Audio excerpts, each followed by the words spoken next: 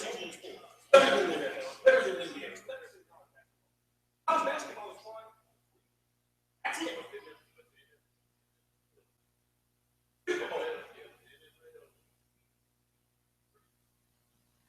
That's it.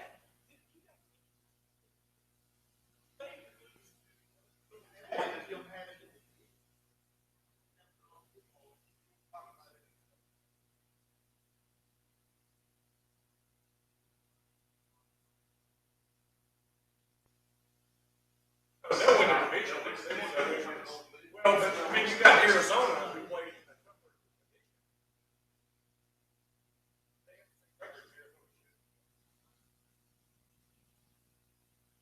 I do. I think it's.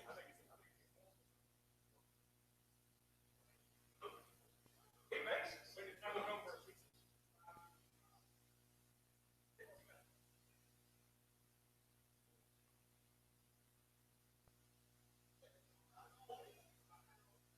They do this every week. Everybody's making plenty of money.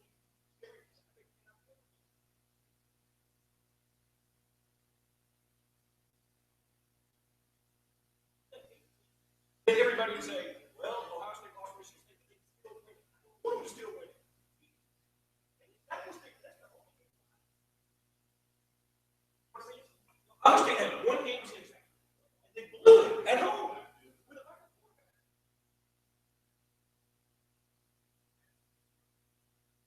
But that's why college basketball is later. That's why college basketball.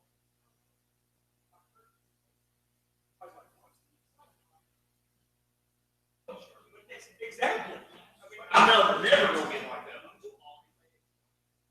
Oh, I would. If the regular season didn't matter, I'm going to.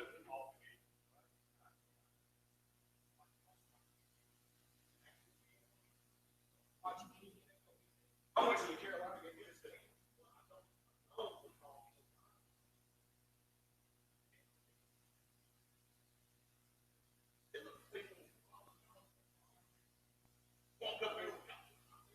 I mean, they look at you like, I mean, it's college football.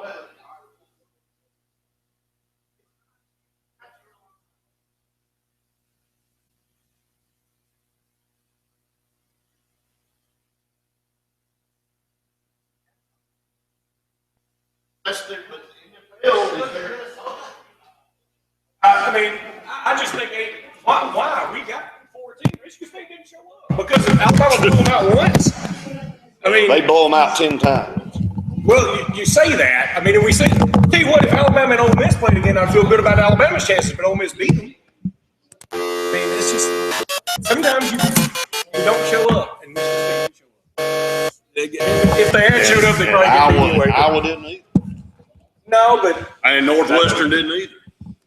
I mean, nobody in the Big Ten showed up except Michigan and Ohio State. I mean, that's it. I mean, I'm just saying. I just think they got. I think they got the. Well, you go. How do you get? I'm not trying. Well, who'd you have taken Stanford over? Who'd you have taken? Put Stanford in there over? Forget the bowl games now. It's easy to say in hindsight. If you put Stanford in there over, it's a dumb system to have 5 power conferences in 4 slots. I disagree. But that's fine. You got the right to disagree. I don't agree with what you're saying. So I don't. I mean, it's just. Well, if you wouldn't even do 6 and have two buys, I could buy it. I mean, I came up with a scenario like a month, like 6, 7 months ago that I brought up about the buys. Remember when I brought up on the show? I mean, that's been brought up a buy. It's been brought up a lot. I mean, that's been brought up for years. ESPN did it, I guess. I mean, I just saying I came up and said that would be an opportunity for you to reward the 2 top seeds and give them a buy. I'm all for. I could get behind that. It's just absurd to think that you're gonna add 2. You're gonna add 4 more teams as playoffs. It's just gonna ruin everything. I mean, it just. I do think that would be a mistake.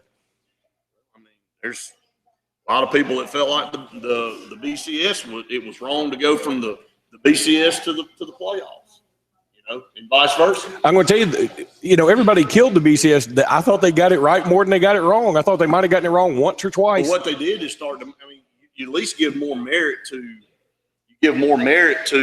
another game to try to get to the national championship game. The BCS, it was all set by computers, and if you But okay, so now this is all set by people, and people are still complaining. No, they're not. What they're saying is what I just said is it gave merit. It gave an opportunity to get one more game. Really meant something toward the end of the year, toward the national championship. What it did allow is for Oklahoma and for Michigan State to get into that. It allowed them to get in the race to get to the national championship. I'm fine. The 4 team's perfect for me. Forward. I have nothing against kind of looking right. But you can't talk about Alabama. You can't be involved in the Alabama process. Well, but what I'm saying, do you really know a hell of a lot about it? Well, that's an argument. That's a different argument. I don't know. I mean, she apparently does, but the people who I thought were as much football as anything, like Archie Manning, he's left the committee, and I don't know why. Hey, it's busy. You may have to reset it. Okay. All right. You know, look, there's no perfect system to crown a champion ever.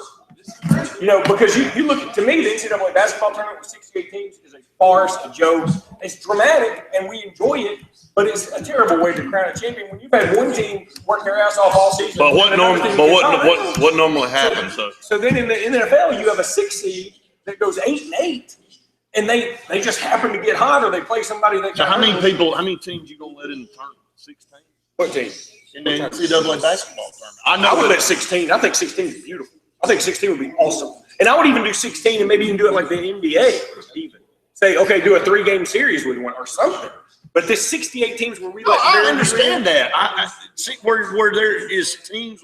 That's my point about bowl games that are insignificant. I mean, it's just insignificant stuff. And it is insignificant. And you don't care about Arizona State, West Virginia tonight, and I don't either. But you know what? Those fans get a trip out of it, and it doesn't hurt us. We don't have to watch it. No. And it doesn't mean I haven't. And I have, for the first time this year, I've watched less college football bowls than But even the Birmingham Bowl, nobody had to go. Nobody had to do anything. But Auburn fans liked it. And then they go into the season feeling good about themselves. I did. But you go into the next season feeling better. You can't help but feel better. To me, it's like I'd rather not have gone to bowl. I'd rather take in Missouri's deal. Yeah, well, Missouri had a losing record. And y'all ain't not going to that bowl because y'all probably made money on that bowl. They probably wouldn't eat travel expenses. I mean, I wouldn't have been totally upset with the 8 teams that would have gotten in. I'm just saying, those teams right there. See, okay, so you're going to let Notre Dame that stunk it up, Iowa that stunk it up, Michigan State that stunk it up, and Oklahoma that stunk it up. I mean, I think you got the same. And then everybody, you know what everybody's going to say? Hang on. You know what everybody's going to say? Well, North Carolina almost beat Clemson, and TCU. I mean, before Trevon Boykin acted a fool, they were pretty good. Let's just let 16 in. Let's not even have a regular season. Let's just start off with a playoff. You're going to have arguments. But I know there are a million different ways to crown a champ, and I think college football is the best one. They reward the best seasons, and that's important to me. But that's why college football. I mean, when Alabama lost Ole Miss, I did say, if Alabama doesn't make it back in, they shouldn't have lost. Don't lose. Don't go 5-6. Don't back 5 0. That's what it is. That's tough, though, man. It is tough, but that's why it's meaningful. Yeah, but I'm just saying. Everything in life that's meaningful is tough. Well, I understand that. But I mean, you're looking at 4 more teams. I mean, that's all. And it's not like they can't make up for it. Texas made up for a loss to Texas. I mean, Oklahoma made up to a loss to Texas. That's a big deal. I got you. Hey, all right. And see, Stanford could have gotten – Stanford's in over Oklahoma if they beat Northwestern and still lose to Oregon. So it's on Stanford. They had 2 losses. Don't lose to Northwestern. I don't care what time you played or where you played. Northwestern's not good. You're better than they are. Yeah, we're here. We can hear you. All right, well, it's about to go on. Wait, what time do y'all start? 10. At 10 o'clock? It is 10. A minute ago. All right, yeah. So we're about to start the intro. You ready? Yeah.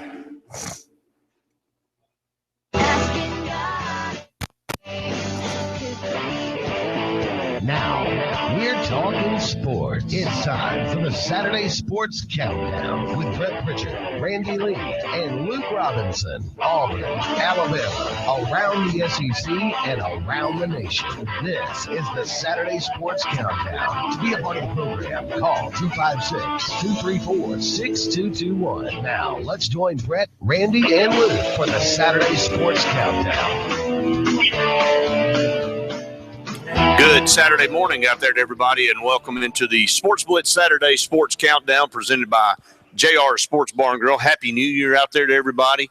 Our first opportunity to be on there since the turn of the new year, and hope everybody is off to a great start. We're off to a great start up here at JR Sports Bar and Grill, and another year in the books, Luke, as we trudge right along. And JR Sports Bar and Grill been part of it ever since the start, and glad to have them as such great partners, first of all. No doubt about it. Look, I'm not even sure. I think it's 10 years, and they've been a partner for most of them, 10. and I've been eating here longer than 10 years. So it's beginning to show. I told them, one of the employees here at JR's just a minute ago, I said, you'd think I'd be tired of eating.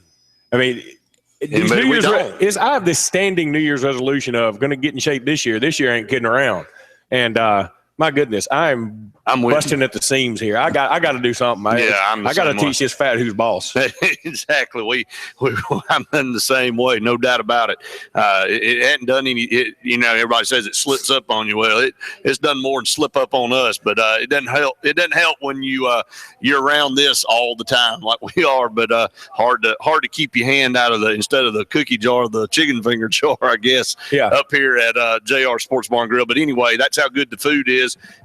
I've been up here almost 10 years, and it never gets old. I mean, that's not one of those things we're tired of. But we'd love to hear from you today, 256-234-6221. A ton to talk about here in the world of sports. Obviously, the college football season coming to an end. Clemson and Alabama will be in the national championship game on January the 11th.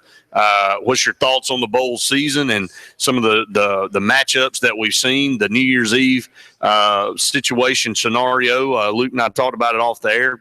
Don't think that's a very good idea as far as having those games on New Year's Eve like that, because it really runs into the New Year's celebration, and the ratings were low, and it just kind of affects things. And then New Year's Day just kind of had a blasé feel to it a little bit. So, I mean, you can say what you want to about the Rose Bowl, but it took the luster off the Rose Bowl because nobody really cared. And I just think, and Luke and I have been in a conversation before this show's been on the air that we'll discuss on the air on maybe, do you like the way things are set up currently? Do you think there's some things that need to be changed? If there are some things that need to be changed, what would you change about them? How would you change it? The Big Ten looks horrible. Again, it has nothing to do with Alabama or any of the teams that the Big Ten played, but outside of Ohio State and Michigan, of course, Florida. There's a lot of teams, true colors, really have come out toward the end of the season, Luke, and you really find out a lot about them. We found out about that Big Ten championship game, how maybe we know why it was 16-13 now. Maybe it wasn't because both teams were really great defensively. I know they were good defensively, but maybe the thing that came out of it all was that both of them, neither one of them had an offense. So, so that's one thing that you came up with. And then you look at Florida. Florida has been horrible for a while. And it just keeps, with the Alabama game and the Michigan game, they couldn't score on anybody in 100 quarters. Their offense looks horrible. Jim McElwain's honeymoon's over down at Florida. He's got a lot of work to do to try to get Florida back. So they were ahead of schedule. I don't think there's any doubt about that. But, you look at a Tennessee team that missed opportunities this year. They had Oklahoma beat. They had Florida beat. They let those teams come back. Alabama? They had a lead with 3 minutes to go against Alabama. They did. And I'll tell you, Brett, a couple of thoughts. First of all, how much different would this bowl season have looked? And I know the games all ended up badly, but I kind of like the matchups going into them. And everybody says, well, that just shows bowl season, this, that, and other. Look, I think everybody was okay with the matchups heading into the season and thinking, oh, good. A lot of things that we thought would happen didn't happen. We thought Memphis would be able to pass on Auburn pretty easily. Well, it didn't happen. Auburn showed up and Memphis played terrible, and give Auburn a lot of credit for that. We thought Iowa might want to redeem themselves in some fashion. They showed up flat as a fritter. What if Ohio State had been in that Rose Bowl to take on Stanford? Then you have two teams that looked pretty motivated. Ohio State wanted to prove we're one of the best teams. Unfortunately, they didn't prove it when they needed to. Yeah. The one game they needed to show up against Michigan State, they didn't show up, and that cost them. But you talked about Jim McElwain. I don't think necessarily the honeymoon's over. I think if you're a smart Florida fan, I think you look and say, okay, here our losses came to LSU at LSU when LSU was really good. They came to a Florida State team that, say what you want to about losing to Houston, they did go to one of the final 6 bowls. Yeah. Then they lost to an Alabama team that's going to play for the national championship, and they lost to a Michigan team that is probably the most improved team in the country. Okay, so their 4 losses are all very explainable, especially when you consider their quarterback situation is abysmal. Well, you can go back further than that. I mean, they should have lost to Vanderbilt. Should have. If they don't get if Vanderbilt can get 1 first down, who was it, Georgia Southern that had them beat too? I mean, they can't score any points. I mean, I understand what you're saying, but in 3 of those 4 losses, they were blown out, and it was because their inability to score points on whoever it was they were playing. They couldn't score on Vanderbilt, couldn't score on Georgia Southern, they couldn't score on Florida State, couldn't score on Alabama. The only game out of those that they lost that they scored some points was LSU, and they actually looked pretty good in that game. And I thought, man, Florida really is ahead. But outside of that, after that LSU game, Florida looked very, very average at best, if you want to even give them that. And I agree with you, but I'm trying to paint a prettier picture for Jim McElwain. Things can only get better at the quarterback situation, and their 4 losses are the best 4 losses of anybody in the country. I mean, their 4 losses are better than Tennessee's losses. Tennessee actually has a loss to Arkansas in there. Now, they did lose to Oklahoma and Alabama, who were in the playoff. But and then Florida beat Tennessee. Horrible Florida team.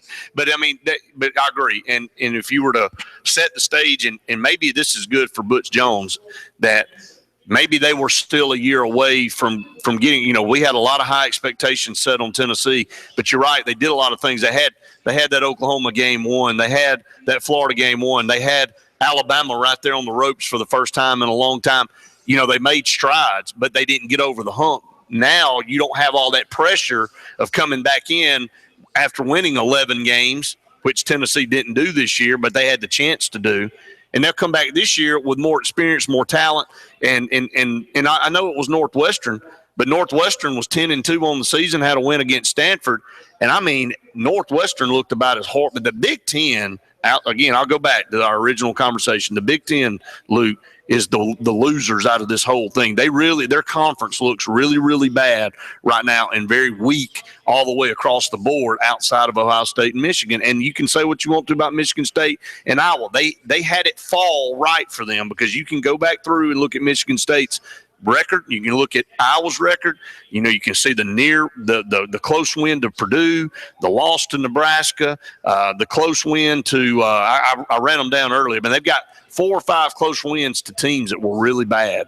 So, but they did win them, and it was almost like Notre Dame that year, that Alabama played Notre Dame in the national championship game. We all knew that Notre Dame wasn't that good, but they somehow found a way to always get over the hump and win. And when they really did get up against a team that was a complete team like that Alabama team, they got destroyed. It was an embarrassment. Well, that's one thing we gripe and complain about the SEC's being such a tough gauntlet to run through every year.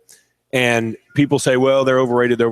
This year, I'll tell you, Alabama had to play a Tennessee team that beat one of the Big Ten's best. I totally agree. Alabama had to play Michigan State, who was the Big Ten's best. Alabama beat a Wisconsin team. They ended up beating USC in a bowl game and looking pretty good. And then they also had to play in the SEC. They'd play an Auburn team that beat the top quarterback in the NFL draft. They had to play an LSU team that won their bowl game in impressive fashion. And all of those teams played Alabama better than Michigan State and did. Mississippi State, Ole Miss, who destroyed Oklahoma State. I mean, tore them up. And again, I discount and I'm using both sides of the argument here. I'm weighing heavily on the bowl games and discounting them, because I understand.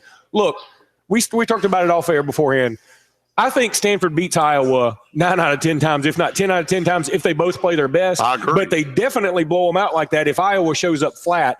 But I wonder how different this thing would have been. Iowa, the Big Ten was in the Rose Bowl, pressured the Rose Bowl to take Iowa in that slot because they hadn't been in so long and all this other stuff. But if they had taken Ohio State, think about an Ohio State team playing the way they played yesterday and facing a Stanford team the way they played yesterday, and I would have enjoyed that game a lot more. I would have too. And Iowa and Notre Dame then. And you have 2 flatter teams playing each other who were a little bit slower, and 2 faster teams that were playing at the top of their game. That would have been cool. Matchup would have been probably a little bit better. Sure. It just would have been a little bit better scenario. We got some games on.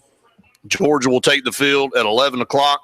I mean, this bowl season just dragging out to January the 2nd. I mean, my son asked me the other day, said, when's Georgia play? And I said, well, I thought they, have they played yet? And I look back and I'm like, no, they hadn't played. And I mean, that's just where I am with it. And look, and I know it's an imperfect system and there is no perfect scenario out there. And if you add 4 more teams, I know there's going to be people saying, well, I don't do any good for it, because I know you're a fan of keeping it the 4 here. And maybe that is the way it should be. But I mean, man, you got teams like an Ohio State this year that lost by a field goal. And look, I'm going to put on an Alabama hat for a second and say that, I know they played bad at home against Ole Miss, and Ole Miss had to fall on their face, which we all knew if you just patient long enough, they'd do it. And they did it at Arkansas, and they wouldn't get to the SEC championship game, and they wouldn't be able to win. And it allowed Alabama to get back in the hunt.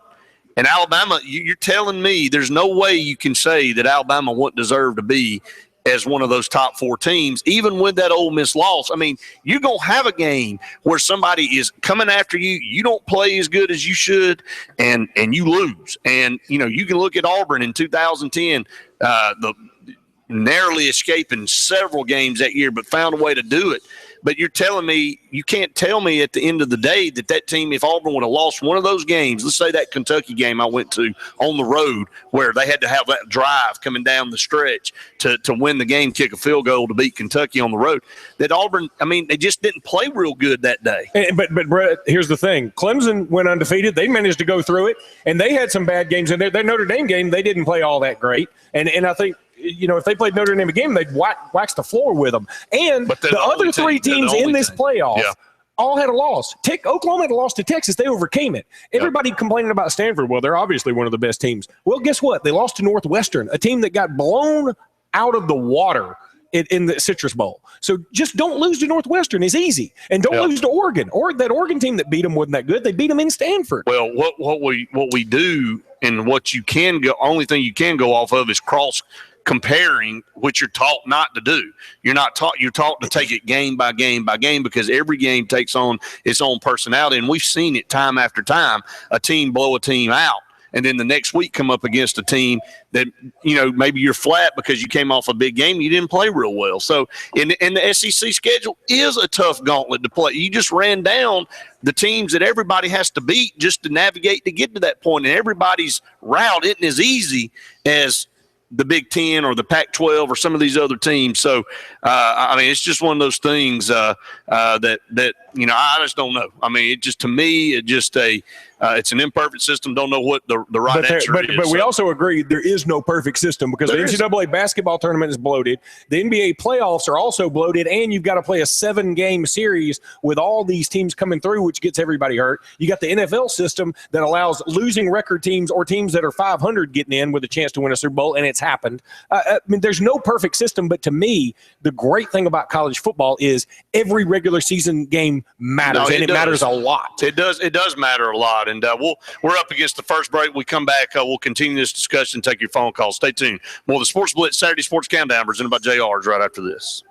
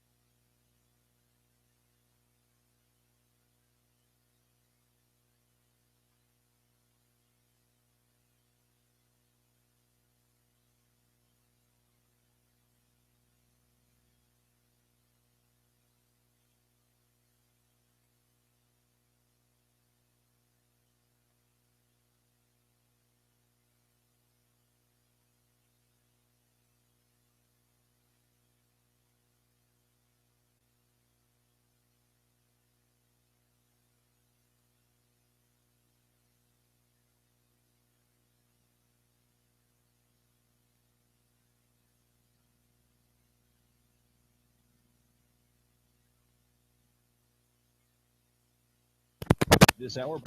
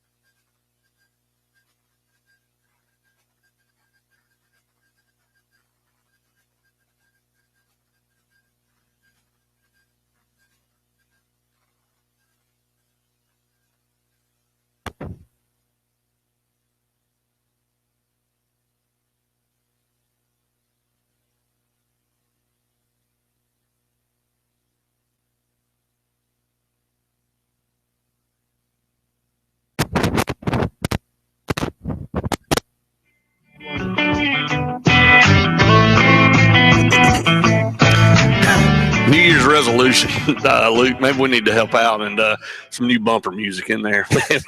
I'm gonna tell you, we've got the same bumper music and sports call. But I don't know. Y'all had "Carry On My Wayward Son." But I don't know where that bumper music came from. That one there. I mean, I didn't pick it. No, you didn't either. So no, let me tell you. First of all, I'm going off the rails for a second. Okay, one thing you've seen in the bowl season, you saw it in the Auburn game, saw it in the Alabama game, seen it in every game. If somebody scores a touchdown, the kid starts running in place. Where does that come from? I figured it out. Okay, I Googled it. I had no idea where it came from. I couldn't find it. Okay, there's a rapper, and I hope Scott Hardy's listening because he's our connection to the youngins. Yeah. So, okay, there's a kid named Pliles. Is it Pliles? Plies. Yeah. Plies. I don't know what that is, but he's got so much gold in his teeth. I'm surprised the prospector hadn't come up and chiseled away some of it. But so it's a video from him. And the song is called Ritz Carlton. Yeah. And he's singing, and I watched the video on YouTube today, and I literally made out only about 6 or 7 words. Yeah. And in one of them, he's in the bathroom in a robe, and he says something about ran off the plug with it. Yeah. And he starts running. Yeah. And I said, okay, what does that mean? That doesn't make any sense to me. Yeah. And it means that you stole the hairdryer from the hotel room, because you take it's got that weird plug on it. Yeah. And he says he just stole the hairdryer from so I don't know why that would be something you would want to emulate, but I don't get it. Scott's got to call and tell me what all that means. I don't know what it means. He's got to interpret. But I'm just telling you, what you're saying? I found out the origin of it all. I just don't know what it means. And granted, Plies is not marketing to me. I'm a 43-year-old dude. Well, let me just say this. He's just not marketing to me. Let me just say this. That and I want your opinion on Reggie Ball's brother stole the football from Auburn's equipment staff, and he put it on Instagram. He signed the ball, put it on Instagram, and he said, "This is what his caption underneath was: 5 and 6 ran off the plug, so I went ahead and ran off with the ball." Yeah. So I guess he was like saying that Ricardo Lewis and Jeremy Johnson were running their mouth at him during the game. So what ended up happening was he ended up taking. So I mean, if he thinks he got us, okay. But Brett, here's the shame of it all. Here's the shame of it is that he was a senior, but he stole the football and got dismissed from the program and looks like a total idiot. Yeah, but Brett, and he was only 3 credits shy of that pre-med degree. That's what's a shame. Yeah, he was so close. It didn't matter. I mean, it was so silly and stupid. I couldn't believe what I was watching. He stole the football. What is it about y'all that y'all get the Harvey Updikes, y'all get the richest balls? How do y'all do this to people? I don't know. Well, I want to go back and say that I'm blaming y'all. No, well, just blame us anyway. We were in the Birmingham Bowl, Luke. For God's sakes, I mean, what you telling me anything I don't know? But that was a horrible thing. He's been doing all year. He's been taking the game balls? He's been taking game balls from every other team, and I guess he's got a collection of them. He says, if he makes a play or an interception a game, it's his thing to go over after the game and steal a ball from the other team. And I guess it got Auburn's ball boy said, "The heck with this! You ain't taking this ball." And he wrestled into the ground, and they were rolling around over there. But it was a straight. They only have the grainy video. Of that guy's cell phone. It's like the Sasquatch footage. You don't really see it very well. And he goes up there, and the next thing you see this just ball of humanity, and then you see him. And I'm talking about. I've never seen somebody run faster. Bo Jackson couldn't have caught him on a hoverboard. Well, I'm telling you, man, it is. I was like, why not end the season this way? Bizarro world going on here. But all right, well, let's go back. Let's talk about the Alabama game real quick. Yeah. I'll tell you, after the first quarter, even though it was 0-0 and it was 0-0 all the way midway through the second, I know people won't believe that, but I think that's very typical Alabama. There's a feeling out period for Alabama, and then what are we going to be able to take? What are we going to be able to take here? And you kept hearing the announcers both say, why aren't they taking a lot of deep shots? Well, Michigan State was getting some penetration there at first. And then when Calvin Ridley, you can make the argument Calvin Ridley's the MVP of this team, he made that catch at the 1 yard line. Amazing. He's ridiculous. I don't know what to say. Let me just say this, that, and first of all, and we were all, the people who were watching the game with us were like, has Derrick Henry really not touched the ball one time and there's like 8 minutes to go in the first quarter? Like, what is Lane Kiffin trying to do? But I tell you what, Jake Coker, he showed out in this game. He played. He's done more than improved. He showed that if Derrick Henry wasn't in the backfield, that they'd still be okay. I mean, that they would try to make do with what running game they have, but he can make the throws that's needed to make. He looked a lot better and more of a pro-style quarterback than some of the guys that were being touted, Connor Cook being one of them. I mean, if you didn't know anything about either team going into the game and you watch both of those guys play, which one would you take? No question. So, credit Jake Coker for doing what he did and making the plays he did and performing the way he did. And Derrick Henry, he showed that, I don't have to carry it 45 times for Alabama to win the football game. And so, here's the deal. And it's been proven, and somebody said this after the game was over, and I thought it was spot on. Actually, 2 or 3 people said it. You can't quit trying to beat Alabama at their game. You can't do it. The only teams that show any kind of success are teams that can scramble around and run spread-type offenses. You can say what you want to. If you want to know what Achilles heel is for Alabama, that's the Achilles heel. The Deshaun Watson-type quarterback. Not saying he's going to win because I don't think Clemson can beat Alabama. But I'm telling you this. It's the Nick Marshalls and the Cam Newtons and the Deshaun Watsons and the Johnny Manziels. It's the quarterbacks that can scramble around and extend plays. You're not going to power up and line up and beat. You know why LSU's been losing every year to Alabama now? It's because they can't beat them at their game. So they have mastered, and Alabama's established their identity, and that's great because everybody else is like, well, that's the blueprint to win national championships and conference championships. Let's just do it like them. Well, you can't do it just like because them. you don't have Ashawn Robinson and Jonathan Allen and Jared Reed. That's my point. Alabama's got to Kirk Herbstreit said it somewhere in there, I think right before the punt that was returned for a touchdown by Cyrus Jones. He said, Alabama's just rushing 4, and it's allowing them to keep 2 safeties. So what are you going to do? He said they're getting all the penetration they could possibly get with 4 people. What can Michigan State do? And then they punt and they return. They can't do anything. And you're right. And it's not even, it's funny. Everybody says, well, that's how you beat Alabama. Having a mobile quarterback doesn't guarantee you're going to beat them either. It's just that's the only shot you got. Well, that's the shot that you have. I mean, that is the opportunity to do it. And they have struggled against those teams more than not. Even when they've been able to pull out wins, those games tend to be very close, come down to the wire. I mean, you look at Tennessee this year. I mean, it is what it is. I mean, that's the kind of quarterback they struggle with. We're up against another break when we come back. I want to get your thoughts on the Auburn performance against Memphis and Auburn hiring Kevin Steele and Lance Thompson going over to join Will Muschamp. A lot of stuff going on in the all season. More stuff will be coming in the all season, I'm sure. Stay tuned. More of the Sports Blitz Saturday Sports Countdown presented by JR's right after this. Wireless Advantage is Lake Martin's variety.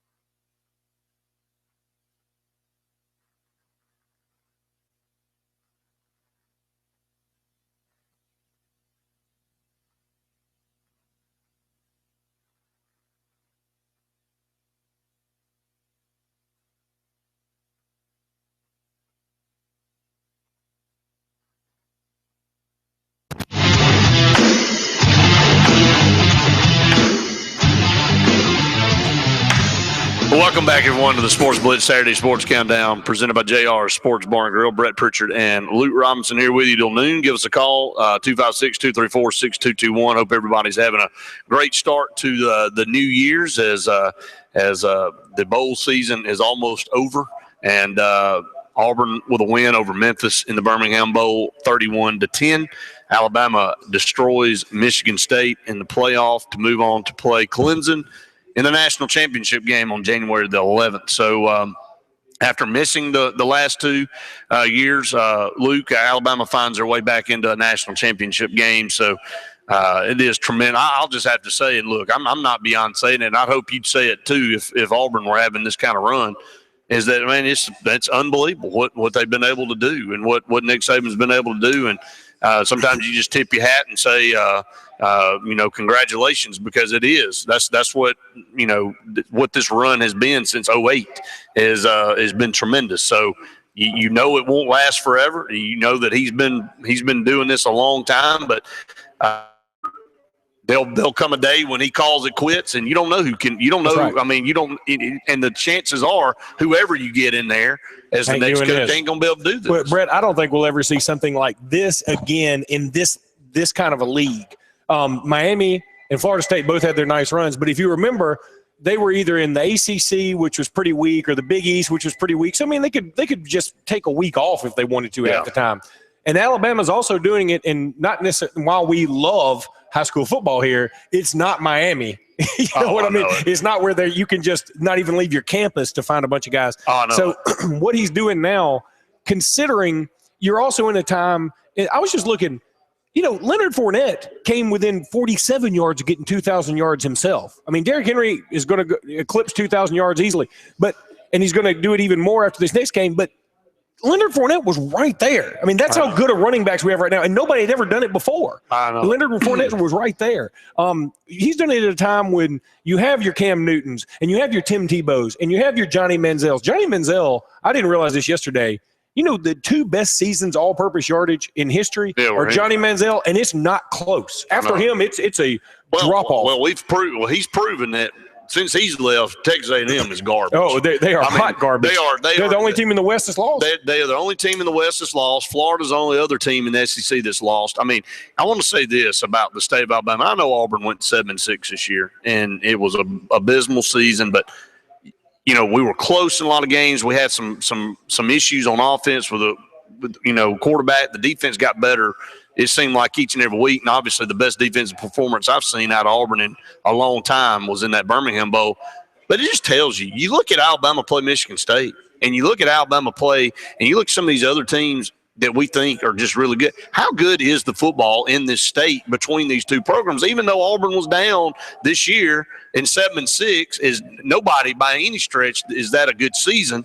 But you look at the games Auburn lost. They lost an overtime game to Arkansas. They turned the ball over 3 times against Mississippi State, and they missed 2 shots inside the red zone to score. I mean, Auburn had the chance, even with this, Luke, to have 9 or 10 wins, even this year. With as bad as we played on offense, had a chance to do it. It just tells me that you go up here and you watch these Iowas and these Michigan States week in and week out, that majority of our teams on any given day can go up there and beat the top echelon of any of these other conferences. And it just tells me where we are. Well, it's talent-wise. It's very tough, but that's why I love college football. I mean, and everybody says, well, again, we go back to having more teams in the playoff thing. I think it's very tough to just lose one game. It's certainly very tough to go undefeated. But the margin of difference between a lot of teams in the SEC is so minute. I know it looks like Alabama's blown out, but when you play LSU and they get behind the sticks a little bit and they don't have much of a quarterback, they're going to get blown out because they're going to throw some interceptions. They're going to do the same thing with Auburn this year. I mean, they had a very up in the air quarterback situation. So it's just one of those things. Yeah, I mean, it's one of those things. But I mean, it's been phenomenal. This run Alabama's been on, I've said it several times. Everybody soak it in, enjoy it. You'll never see anything like it again. It's unbelievable. You can't even put into words. You've had 2 Heisman Trophy winners. That's what's been funny about this Christian McCaffrey, Derrick Henry thing. Everybody says, well, if McCaffrey played for Alabama, it'd been a no-brainer. Let me tell you something. Alabama had never, ever, ever gotten the benefit of the doubt from the Heisman committee But until recently, I mean, Mark Ingram wins it and Derrick Henry wins it. And they were up against two guys that I also thought were very worthy, and they just happened to beat them up. Happened to be from Stanford. It's the way it goes. Alabama's never gotten the benefit of the doubt in the Heisman Committee before, so I don't think there's some big bias there. But to have two Remington winners, you've had a Bolitnikoff winner, you've had Thorpe winners, you've had Butkus and Outland winners, you've had countless All-Americans, you've had a winning streak like nobody's business against Tennessee and LSU, and to go to, 5 SEC championship games and to win 4 of them, and now you're going for your 4th national championship. This run will never be duplicated. So, I mean, enjoy it. Amazing for sure. Go back and talk about this game with Auburn and Memphis. Paxton Lynch, Luke, came into this ball game 3,778 yards passing this year. He had 3,031 yards passing in 14 in 2056 in 2013. This man can throw the ball around. He's a big guy. He's 6'7". He can move around, but Auburn held him to 108 passing yards, by far his worst game of his career. 16 of 37, 108, only completed 43% of his passes. Had 4 interceptions all year coming in. He threw a pick in this ball game. Really could have thrown another one or two. He threw into coverage several times. It didn't ever look like he was into the flow of the game. So Auburn comes out and scores 21 points and runs away with it in the second half when Auburn quits being stubborn and decides, look, why don't we just run the dadgum football and win this football game? And that's what they did. So, but I'll credit Lance Thompson, Luke. Lance Thompson coached his tail off. Thought the defense played as good as they've played in a long time. Thought Devereaux Lawrence looked really good. Man, he when Jason Caldwell was on the program, he's got the size of like a Geno Atkins at Cincinnati. I mean, he could set the stage. I remember the year before, Nick Fairley had his year in 2010. He came on late, and he really showed out in the bowl game. Well, that's what Devereaux Lawrence did. He came on late. He showed out in this bowl game, set himself up to maybe have a really, really good year next year in the SEC. Yeah, I think so. And I think there was a lot of reason for promise. And, again, this is why I like bowl games. I mean, I know if you're a Memphis fan, you're like, oh, I wish we hadn't even gone. Yeah, I bet you're glad you went. I mean, you got blown out, you look bad, whatever. But in the end, it's better than sitting at home. And I think if you're an Auburn fan, you're looking, hey, I've got some reason for optimism. Some things made me feel good. This is a team that beat Ole Miss, if you remember. And the transitive property doesn't always work in college football or any sport for that matter. But you got to feel good about it. And you got to do it without spending a ton of money. I mean, you got to do it right in your backyard. And if you look around, you say, well, and Jeremy Johnson's coming back, and you can say that's a negative because he's been so bad all year long. But you know what? He looked okay. He showed some signs of life. And if he were to ever get it turned around, then you would feel very good about it. I mean, the Auburn fans still remember the first half against Arkansas and some of the other games that he played in before that where he looked good. Javon Robinson had over 100 yards. That's got to be reason for optimism. I thought the defense looked very good at times. Devereaux Lawrence played very well. Now, I think the key is going to be who's coming back. If you're Sean Coleman, I can't imagine a scenario where Sean Coleman would come back, considering his past and considering they've got him in the first or second round. Yeah. Carl Lawson, there were a lot of rumors right after the game about talking to an agent, blah, blah, blah. Again, I think it would be silly for him to come back, but I also think it'd be there are rumors Ashawn Robinson's coming back. I think that's silly. I think if you got first round or second round, I think you got to go. Yeah. All you're going to do is maybe hurt yourself. I'm not saying Auburn fans wouldn't take Carl Lawson or Alabama fans wouldn't take Ashawn Robinson. I'm just saying, you got to look at it from a business standpoint. Montrevious Adams, I don't know. I've seen him all over the board on mock drafts. I don't think either one. I think Carl Lawson hadn't played enough for anybody to really get a I think that's good for him. Well, that is good for him. And then on the other side for Montrevious Adams, I'm just not sure. I mean, what has he done to this point? I think he still has stuff to prove. But they'll make that decision for themselves. And who else could go, Brett? Avery Young? Avery Young definitely can go, yeah. And I think he will go. He's sort of made it known he'll probably be heading out.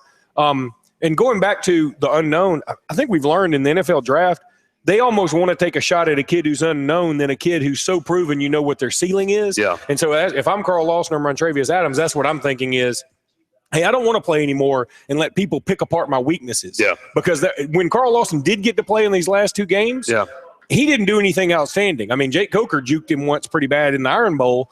And so I would look at it like, hey, but when Carl Lawson gets off the bus, you're like, I want him on my team. Yeah. 256-234-6221 to be part of the program. We're going to take another break. When we come back, we'll continue to talk about these games and a lot going on in the world of college football as Kevin Steele, the new defensive coordinator. We'll talk about that when we come back. And a big game today at 11 o'clock, the Under Armour All-American game. There'll be some kids deciding. I love this game every year. I think these games, these high school all-star games are so much fun. I enjoy. They don't mean anything in the end. But just because if you have a bad performance, it doesn't mean much. It's like a bowl game. Yeah. But if you have an incredible performance, I still remember Deshaun Jackson's performance in the Army All-American game several years ago, and he's been in the pros a while now. That's what stands out to me about him. Yeah, definitely so. It'll be fun to watch. We'll be keeping you posted on that as well. Stay tuned. More Sports Blitz Saturday Sports Countdown coming your way right after this. We wish for you the kind of day that will really warm.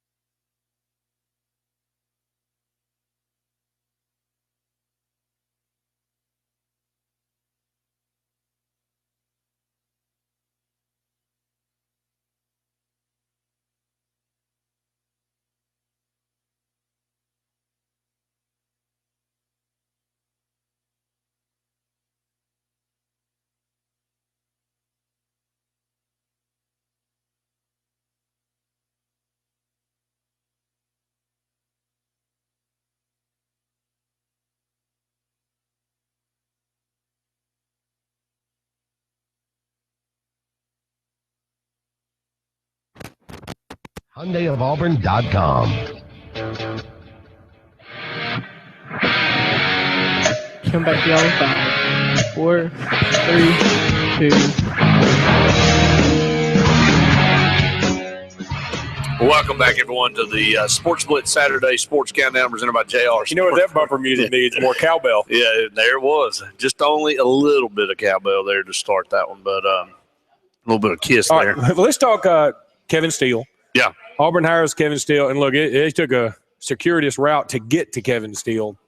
And in the end, I know this is going to sound like a Bammer talking, but I think Wisconsin got the better of the two. No, you mean LSU got the LSU, better. LSU got the better. Came from Wisconsin. And I think he's great. Well, he's number 2 defense in the country this year. And so he comes to LSU, and I think if you're Auburn, you got to say, why in the world didn't we talk to that guy? Well, I don't know if they didn't. Maybe they did. I mean, I had heard rumors that they had, and had tried to talk to him, but I don't know, man. I just Kevin Steele is a guy that had the 23rd defense in the country, and he's got a long pedigree and resume of doing good things, but the 23rd best defense with more talent than what Auburn's got. I mean, LSU's defense they've got as much talent as anybody. I mean, they guys are probably close to what Alabama's got. I mean, they've got the athletes, and he couldn't do any more with it with that. I'm not saying it can't be a good hire. I mean, because he has a good rapport with recruits. Yep. Usually, he's a pretty good recruiter. He's got but it doesn't seem like. Let me tell you what it didn't. It doesn't feel like a Will Muschamp hire from last year. No, but I know it. I know. Yeah, but the optimism heading into that. I understand that, but he didn't get the job done either. I'm not too sure Will Muschamp. And a lot of people are saying it. Digging around. Trying to put his name out there all year long, trying to get out and get back into head coaching because he took that job. He even thought about maybe taking a year off and didn't do it, but. Just interesting to see how it all will play out. But up against another break real quick because we got behind that last segment. We'll go ahead and take this break. We come back. Let's talk about the remaining bowl games, how the SEC fared in the bowl games, maybe set the stage for next year, what the look is next year, and then the national championship game, and then we'll talk NFL playoffs too. So a ton going on here this morning. Stay tuned. More of the Sports Blitz Saturday Sports Countdown presented by JR's right after this. At Bone and Joint Specialists, there's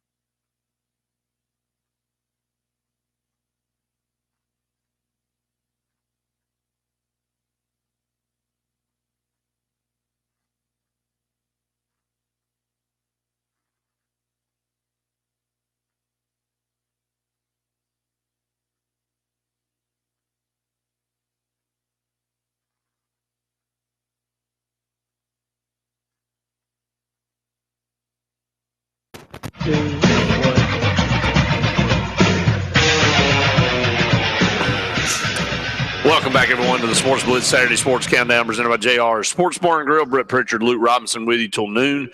Give us a call, 256-234-6221. I think everybody's still recovering from New Year's. I am. The phone lines haven't lit up today for sure, but I think everybody's still out there. We know a lot of you out there listening, and we appreciate that. Give us a call if you got something you'd like to add about this national championship game coming up for Alabama and Clemson. Clemson undefeated. Deshaun Watson, can they get it done against Alabama? Is there a way Clemson can find a chink in armor? I don't think so, but we'll see how the game plays out on January 11th. How about this stat, Brett? All right, Clemson's best 3 coaches in their history, Frank Howard, Danny Ford, and now Dabo Swinney. I think that's pretty undeniable. All 3 of them graduated from Alabama. There you go. That's pretty ridiculous. That's a ridiculous stat. And some kind of a lineage there between Clemson and Alabama, and it's worked out for them, obviously, and a lot. Well, they hadn't beaten us since 1905. A lot of people think that Dabo Swinney may be the next coach at Alabama. I could live with it, but I'm telling you, it would be such a switch in dynamic from going to Nick Saban, the most serious man. Who you gonna get? I don't know. I mean, I'll tell you, somebody that was thrown out there. Everybody said maybe Jeremy Pruitt has come in to eventually be that guy. He's moved around enough. Who knows? Ooh. I'm not saying that's what's going to happen. I'm just saying that was thrown out there. But if you saw the post-game interview with Saban, with Tom Rinaldi, and he was talking to him about the defense and trying to get him to say something nice and say something good, and Saban was like, well, we played all right. We should have done this, should have done that. And then Rinaldi said, well, look, can we get a smile out of you? He said, Saban said, we got another game to play, man. Yeah. And Rinaldi just fell out on the floor. Yeah. And it was funny. But then you look on the other side of that. Dabo Swinney is doing the run the plug off the wall dance and the nay-nay and the dab. And he's doing every time they get a first down. Yeah. It would be the most dynamic shift in culture. You're just not going to do that. I'm not even too sure. Jeremy Pruitt's a loud mouth. He runs around and screams and all. I mean, but he, I don't know. Hopefully I don't have to deal with it for 5 years, so a lot of things could change. But I'm saying that I don't know. I don't know. Who do you get to follow Saban? I mean, who do you get to follow Bear Bryant? I mean, Saban, if he were to win this one, you could make the argument he's the best coach in history. I mean, I don't know. I don't know who you get to hire. Whoever it is isn't going to be as good. That's the catch. Well, that's of course it's not. Of course, and that's what you got to deal with. So that's a tough ball of wax to walk into for whoever the next person is. But anyway, we'd love to hear your thoughts out there. About 5 minutes away from Georgia and Penn State. Kicking off in the Gator Bowl, the Tax Slayer Gator Bowl down in Jacksonville, Florida. Georgia, talking about returning to the scene of the crime, get to go back to Jacksonville where you get beat on a regular basis by Florida and play Penn State. Of course, Arkansas will play Kansas State a little bit later on today. 2 average teams at best. They're 6-6 and 7-5, and then 2 games tonight. TCU and Oregon. Of course, TCU now with no Trevon Boykin. A really, really dumb move on his part. Oregon team that looked bad at the early part of the season and found themselves a little bit and got better, ended up ranked number 15th in the country, and they're 9-3. And I definitely think without a Trevon Boykin, Oregon, they are prime for the taking prime to take TCU down in that game. And then Arizona, is that how you end bowl season? At 9 o'clock tonight, 9:15, West Virginia and Arizona State. Is that the culmination of the bowl season? It is. That's a rough way to go out, isn't it? I mean, to me, the system and all the way it's spread out and the way things are, I just go back to a lot of games on New Year's Day, like we were talking about. I mean, why would you not go back to a lot of games on New Year's Day? I like that, and I think it also makes it easier on fans. I mean, I understand. Look, this is all for TV. And we've sold our souls for all that, and we get it. That's why we have 11 o'clock in the morning games. That's why we have 8:30, 8:15 kickoffs in the SEC. We've sold our souls for TV, and we're going to have games on New Year's Eve, or we're going to have a game on December 29th. What does that do? I mean, I'd much rather have a lot of games on New Year's Day. But as I always say, there's a venue. There's 2 teams that want to go play. And there's a network willing to broadcast it. And as long as that's going, and I don't have to watch it, and I hadn't watched a lot of them. But you know what?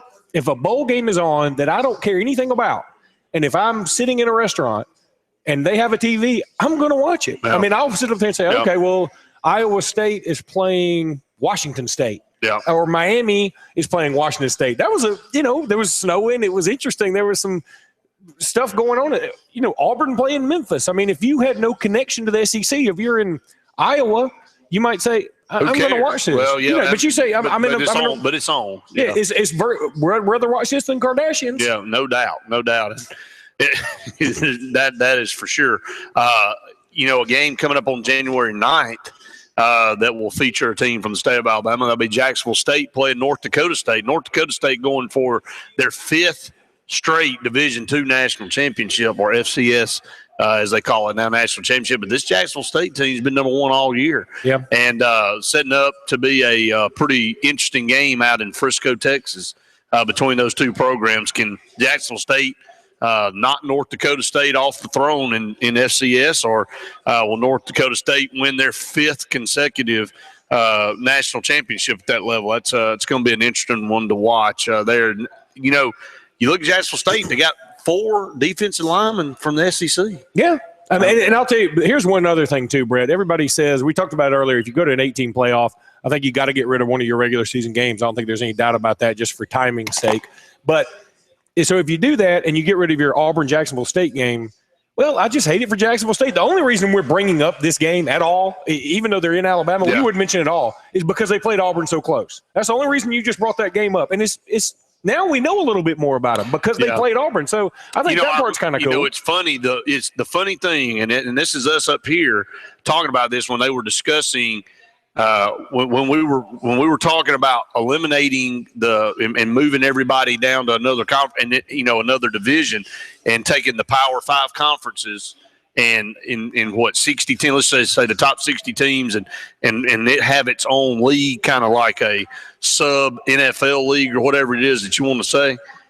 And everybody was like, well, what about the Jacksonville States, or what about the Troys and all that? And everybody's like, well, it's tough. all about tough stuff. But now we're sympathetic a little bit about them, and because it's just funny that things kind of swing back in I favor. think even if we go to the Power where we only have 60 teams or whatever, or 80 teams. When they're already a conference said that they're not playing any FCS schools anymore. I mean, there's several of them. The Big Ten say they're not playing and the Pac-12 and the Pac-12 too. I mean, but probably because they lost some of them. There's no doubt. Just kidding. Maybe, but I'll tell you, Jacksonville State would be tougher than a lot of the teams they do play. There's no doubt. And I don't even – what is it – again, if you're Alabama or you're Auburn or you're LSU, you've got to have some of these games in there so you can just have a home game so you can take a little bit of a respite. You got to take a little – you can't play a Power 5 team every single week and then play a playoff. No, you can't. A championship game and then a playoff. Can't do it. It just worn out. It's not fair to them. Yeah, it's not. It's just too much. But a lot of things going to be kicked around. Society's not happy with the way things are. They always think something could be better and things could be changed. So I wouldn't be shocked if it happened that way. It's amazing to me that there are people out there who just totally overlook the fact that in college basketball, if they take Auburn last year, for instance, in the SEC tournament, if they had won 2 more games, they go and play for a chance to win a national championship. That would have been a travesty. I mean, it would have been fun for Auburn fans saying, oh, we got hot at the right time, Cinderella team and all that junk. But in the regular season, you proved you're not one of the best teams. So why do you get a chance? Why do you take a slot from a team that did prove they have a chance? Do you see what I'm saying? Yeah, I know the NCAA tournament is extremely watered down. I mean, I understand that. I'm with you on that. I mean, I think there's way too many teams up there in it. But, to me, football's a little bit different. I'm not asking for 16 teams or 24 teams to be added into a thing. I still like, and like you said, this scenario has been brought up a lot, and we'll talk about it on the other side, the 16 playoff and then have a bye for the first and second seed. I mean, why not? I mean, that way you get those extra teams. Ohio State would have made it in there, and then they would have been in as that 6th seed or whatever, and that way you get a representative from all 5 power conferences, and you maybe get a wild card team in there. Yeah, I could live with that, except for the fact that under that scenario, if the SEC champ automatically gets in, if Florida somehow, some way, if the bus hadn't made it to the Georgia Dome and Alabama hadn't shown up, Florida would be in there playing for a national championship. And I think we all get it. Florida ain't national championship worthy. They just played in the SEC East this year that was so bad. But it's never worked out that way so far. Now, can it do it one year? It took Tennessee out of a national championship against LSU one year. That's a good point. Is that the only time it's happened? I think it's the only time. Well, I mean, you could make the argument in 2008, Alabama was undefeated and Florida had a loss, but Florida ended up going. Yeah, good point. Anyway, I think more times than not, Alabama was undefeated in 94. And Florida beat them, but Alabama may not have. They didn't have the system then, so it wasn't the BCS. Alabama would have gone to the Sugar, and you had Penn State was undefeated, and I think there's a whole different scenario at that point. Take another break here, top of the hour break. We come back, we'll take your calls and continue these discussions. Stay tuned. More of the Sports Blitz Saturday Sports Countdown presented by JR's right after this.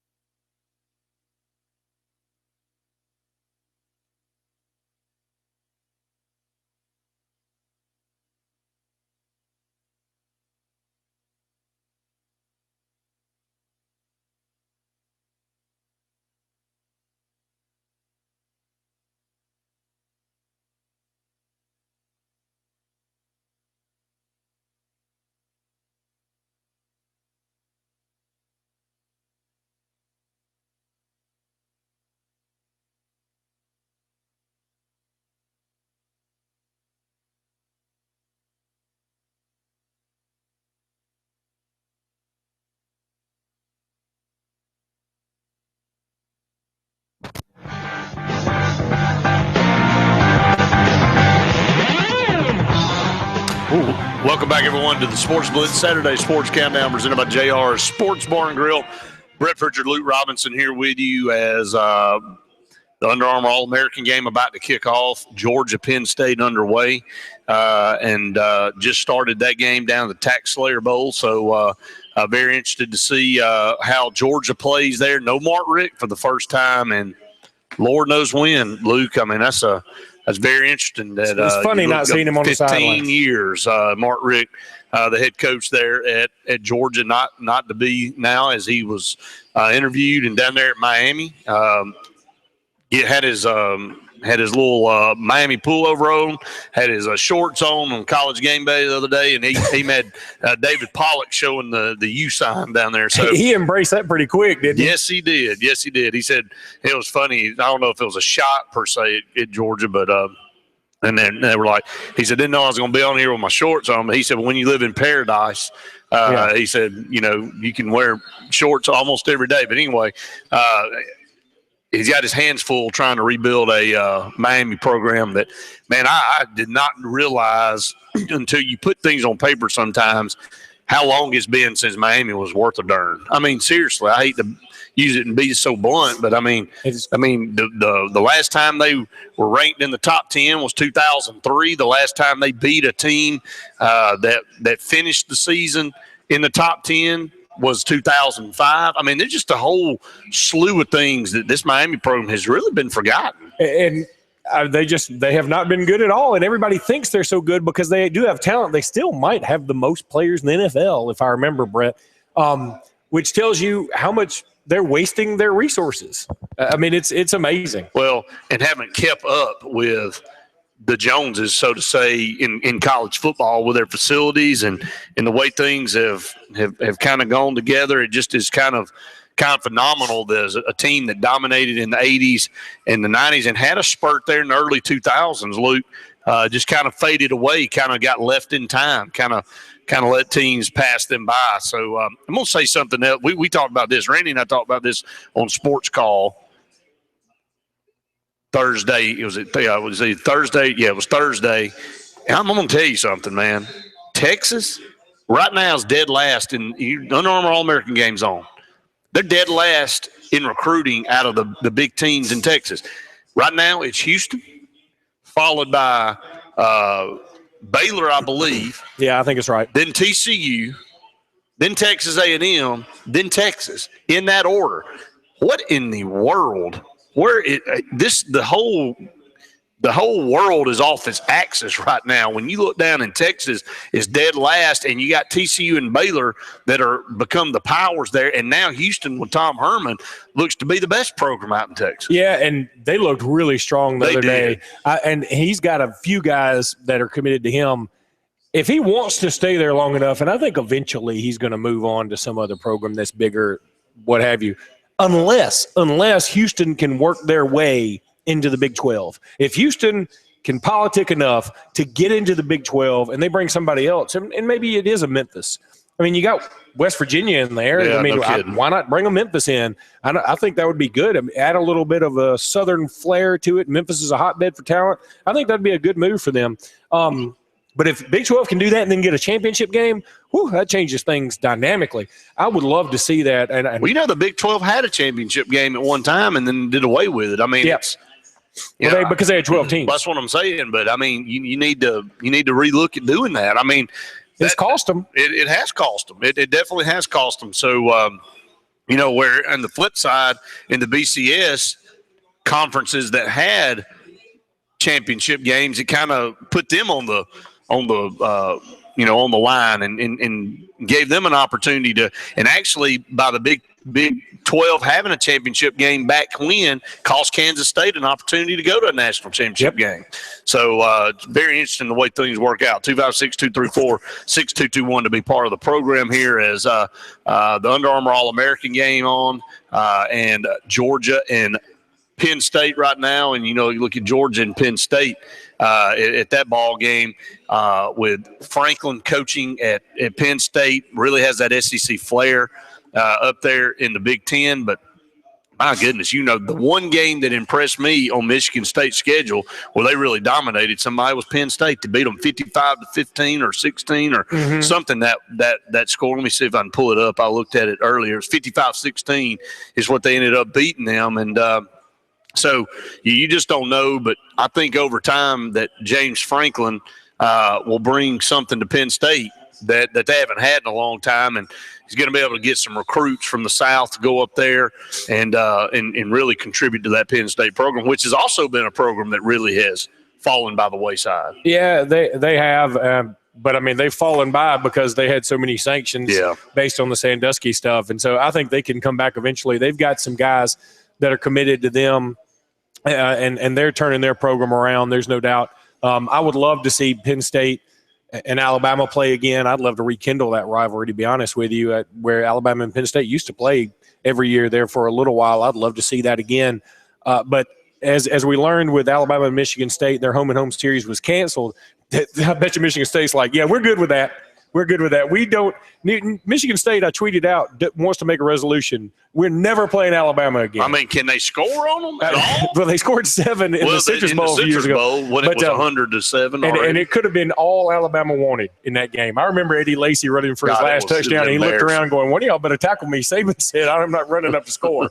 But the reason that home and home was canceled was because Alabama wants to keep doing the neutral site games. Because and Saban's rationale for that was, look, if you do home and home, one year you make a bunch of money. Next year you don't make any money. So if we do a neutral site game, we make money every year. And I think it's not a bad way to look at it. And you also play in different venues and your prime time, all these other things.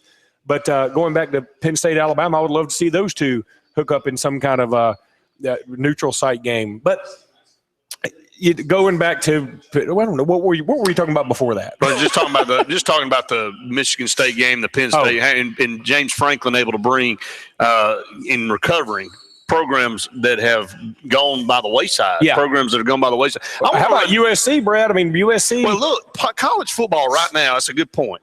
USC down. I mean, for the most part, Texas has been out of the count forever. Notre Dame's made some kind of resurgence, but they're still smoke and mirrors. They're not the Notre Dame we used to. They still can't play with the really big boys. Miami's out. I mean, Penn State out. I want to run down these Big Ten standings, all right? And then we can go and compare the SEC. But in the East, Ohio State and Michigan State were 7-1. Okay, and Michigan State had the tiebreaker over them. Michigan came in at 6-2. After that, it was Penn State 2-6, Rutgers 1-7, and Maryland 1-7. On the West side, it was Iowa in the conference 8-0. All right, and this isn't counting the championship game. They ended up with a loss. Northwestern 6-2, Wisconsin 6-2. The rest of them had losing records. 3-5 Nebraska, 2-6 Minnesota, 2-6 Illinois, 1-7 Purdue. That horrible conference, man. Yeah. I mean, you take the top 4 teams out of that conference, and there is nothing. I mean, you want to talk about the drop off is significant. I'm not talking about a little bit of a drop off. It is very significant. And when was the last time Northwestern was up at the top of the – I mean, you know, they've been what they are, and they've had a great season this year, but you saw what happened when they went against a middle-of-the-road Tennessee team. You can say what you want to, but Tennessee finished middle of the road in the SEC, and they blew them out, blew the doors off. They did, and it was not competitive. I mean, and you would think Northwestern would be look, I get it. Tennessee seems to always be next year's team. They do. That's what – Tennessee's going to have a lot of hype coming into next year. Again. And they better do something because the East looks like it's right there for the picking. Because they don't want to be Georgia's going to be starting off. They don't want to be the South Carolina and miss their window. That's right. It's one of those things where Tennessee always seems to show up for these bowl games because they know this will give them momentum going into the next season. I think Tennessee had a big bowl win last year too, didn't they? They did. They beat North Carolina maybe really good or somebody like that. I had to pull it up and see. So they always – North Carolina came back down to earth, didn't they? Yeah, they did. And I was surprised that Baylor – did Baylor rush for 600 yards on them in one game? I think they did. Yeah, and thank you, Gene Chiswick. You showed back up for us. Made you feel better, didn't it? If anybody any doubt coming back, he erased that for you. 256-234-6221. We'll take another break. Stay tuned. More of the Sports Blitz Saturday Sports Countdown presented by JR's right after this.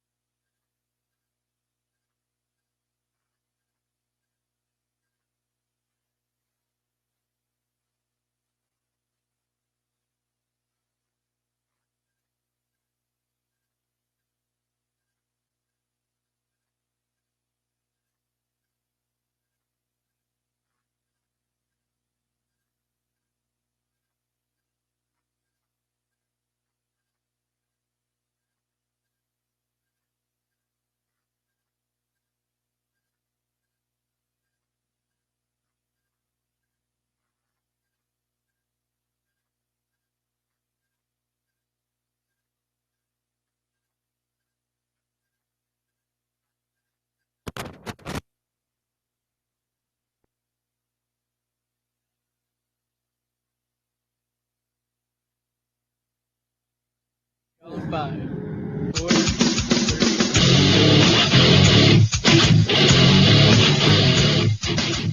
Back here at JR Sports Bar and Grill for Saturday Sports Countdown. Brett Pritchard and Luke Robinson here with you till noon. Under Armour All-American game on.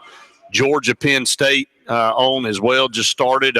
Several bowl games left to be played today. And as Luke called up. Rashawn Gary just ate somebody up. I can tell you that. Number one defensive tackle and defensive player in the country. They're playing for the white team for Under Armour, the black team with the football right now, and I don't know who all's on which roster, who's on the black roster, and which is on the white team roster. But you just have to maybe we can run those rosters down here in just a little bit for Team White and Team Black over there for Under Armour. Well, Ben Davis just made a play for the white team, but of course he's from Gordo, Alabama, but. And we saw him in the Alabama-Mississippi All-Star game, and he looked very strong. But Rashawn Gary, watch out for Ole Miss. Again, watch out for Ole Miss. They've already got Greg Little committed, the number 2 player in ESPN. Just watch out for Ole Miss here. I keep hearing that name when you talk about Rashawn Gary. I know he's got connections to Michigan. It looked like Alabama was the favorite a while back. I know Auburn's been in the mix, but I'm just telling you. Well, he is back there every play. I know. He's ridiculous. And Ole Miss is one of those teams. Well, we were excited about Byron Cowart too, and I think we put out a missing persons alert for him this past year. Luke, don't know why. And look, I'm interested to see next year what Byron Cowart can do. I understand that he was, first year and didn't play a lot, and when he got out there, he didn't really make any plays, but he made a couple in that Memphis game and got back there and had Paxton Lynch almost sacked, and when Paxton Lynch kind of dished the ball off. But, what his potential is. He's got a tremendous upside, and why it didn't translate on the field this year, I don't know. But I'm interested in, as an Auburn fan, to see what Byron Cowart can do next year. Is there any talk of his transferring still, or has that been quashed? I don't think there's any talk. If you look at what he's doing on social media and all, it looks like he's all in. And look, how about just contribute to the team that you decided to go to? Flopping around and flipping and going over here and transferring and sitting out a year. How about look in the mirror and say, I had a chance to do something on this defense this year and didn't do it. Yeah. You know what I mean? It ain't like you were getting put on the bench because you were behind, all these talented defensive ends. He had a chance to really come out and make a difference and didn't do it. Yeah, I agree with you. He just didn't. But maybe he wasn't getting the coaching he should have gotten. Well, my goodness, he followed Will Muschamp there. I know that was his mistake. But now I think you got to live with it. And I sort of say, roll with where you went. Otherwise, I guess you could transfer to a junior college player year and go back to Florida. It was between Florida and Auburn. What did Florida do minus? I know they went to the SEC championship game, but they showed that they're light years away from being where they need to be. Right. So what's the difference? To be honest with you. Yeah, it's hard to say. I guess Florida had a better season, so that there's that. But yeah, but if you're smoking mirrors, me and you called it the year Will Muschamp went down there. Randy's admitted this. He thought Will Muschamp was going to be a great head coach. You and I, the night of the Heisman Trophy thing, when he got announced as the head coach at Florida, you and I said bust. Now, the first year, won 10 games, won 11 games, I believe. Went to the Sugar Bowl. But we said just hold on. Let's see what the truth holds. Well, Jim McElwain, very similar start. He goes to the SEC championship game.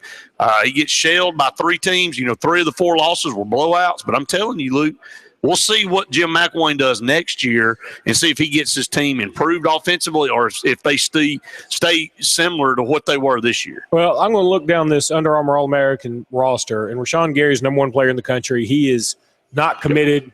And somebody is about to commit right now, Terrence Davis. He's considering Florida, Maryland, and Michigan.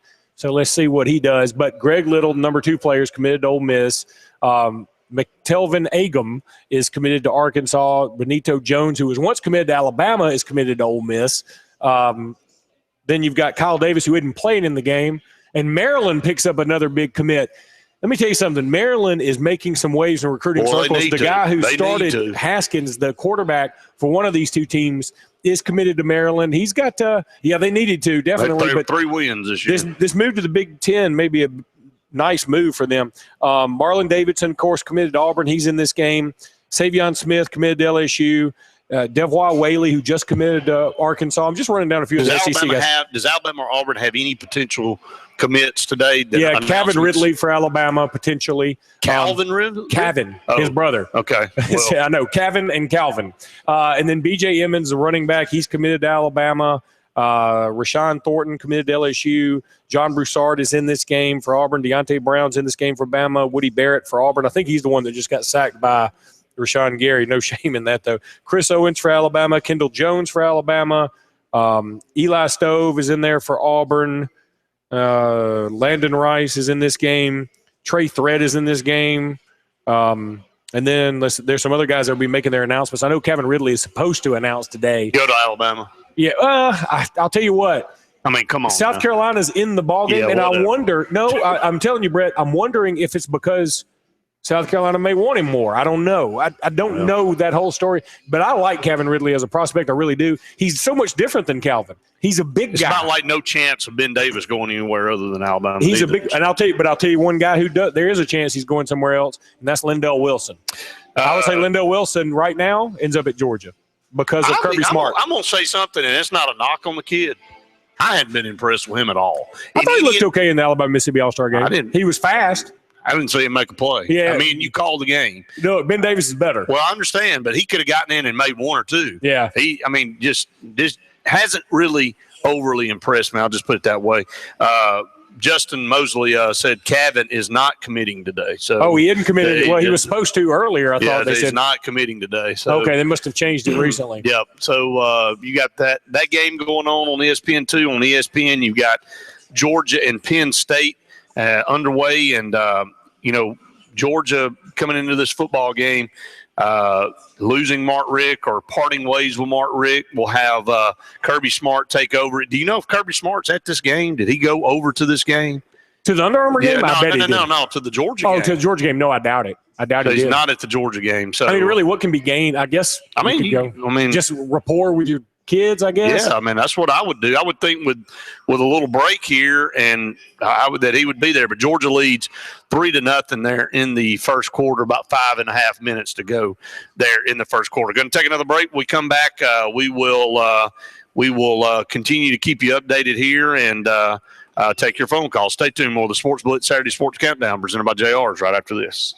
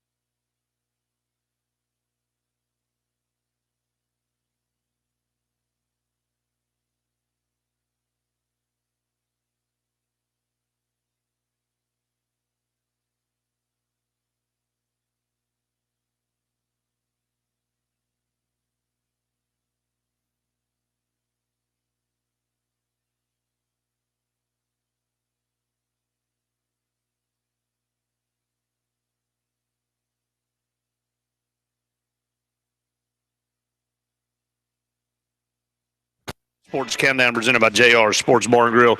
You know, Luke, we were talking about it's funny to watch over time the celebrations, and the different things. And I remember when, of course, you ain't going to be able to see this on radio, but every time a defensive player make a play, he'd do this right here. And Cap Alpha Psi or whatever. Whatever it was. But, everybody, it changes now, the jogging in place thing, and it has to do with a rap video. And, Cam Newton, it seems like everybody in the country is dabbing. And Cam Newton kind of started that craze, and everybody in Atlanta went to the game last week, and every time Cam got sacked or did something, everybody in the stands were dabbing and say, "Cam, won't you?" But you know what the funny thing is? You got the owner over there for the Atlanta Falcons, who looks like one of the weirdest humans. Anyway, I've got a. He could fit into several. He looks like Vincent Price's uncle. I don't know what he looks like. Well, but anyway, he's dabbing. And you got coaches that Andy Reid they won a playoff game. He's in there dabbing. Isn't the sincere, like you just said, I told somebody the other day, I said, isn't that the best compliment you can get is when people imitate you? Imitation is a most sincere form of flattery. But where did that come from? I mean, Cam didn't start dabbing. Does that come from a video? It came from a video too, but he does all the Superman stuff and all that, and then he would do the dab, and then everybody's doing it now. I mean, everybody. I mean, you're talking about old men. I mean, owners of these teams in NFL. And it just, to me, it's crazy to watch how things pick up. But I'm glad you weren't the only one, or I'm not the only one that was wondering. So I actually everybody was asking. I was Googling, like, why is everybody jogging in place? Well, I saw it in the Auburn game, and I said, oh, I remember that from when I used to play Sega college football. Yeah. Do you remember the old Sega college football games back when I was in college? You were probably a couple years behind me. But they either, every time they made a play, they either bit down and did one of these, or they did one of those. Oh, yeah. And so I said, oh, they're doing old school Sega. Playing Sega Genesis. I said, but where'd they even get a Sega Genesis? And I mean, you can't even find those at the pawn shop. And then they kept doing it, and everybody was doing it. I was like, there's a craze here I don't get. And maybe somebody did it. So Brett, I call myself being caught up on pop culture, and I had never heard of Plies or Ply. Well, I had. I'd never heard of it. He's been around a while, but I mean, it just takes one thing, off the plug, whatever it is, and one guy do it, and it'd be the right person that starts the craze. Now everybody's doing it.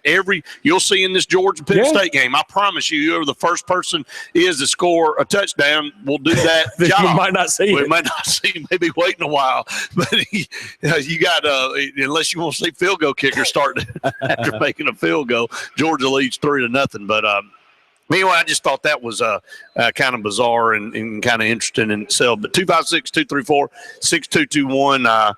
Again, not expecting a lot of offense in this Georgia Penn State game. Arkansas left to play, and that'll be it for the SEC, Luke. That means if Georgia can win, Arkansas wins, there'll be two teams that fail. Florida, who was the East champion, and Texas A&M, who looks like they are dead in the worst situation of any team in the conference. They look bad.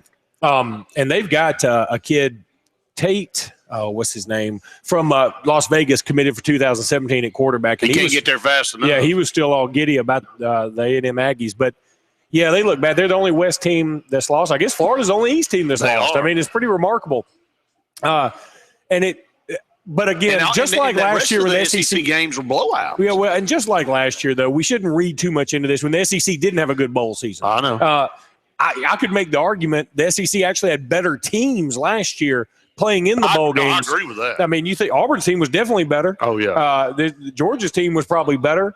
Texas A&M's team was definitely better. I mean, you could make the argument the teams were better last year. It's all about the matchups, and you don't know what you're going to get out of some of these kids when they kick off at 10 o'clock in the morning on New Year's Day.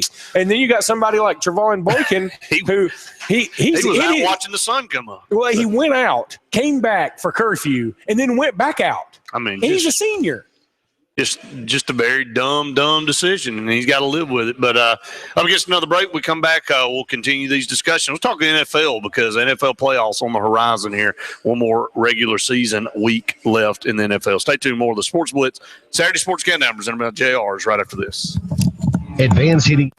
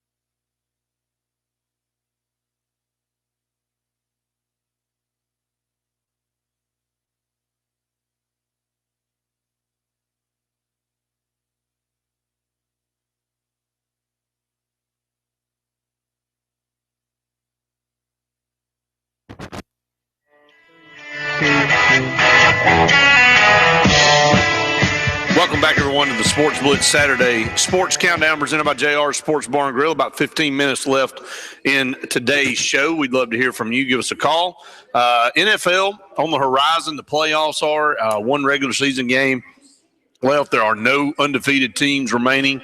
I took my luck over to Atlanta and pulled for Carolina, and they lost too. So, I'm just staying away from stadiums, anybody that I pull for to give them a chance. I didn't go to the Birmingham Bowl.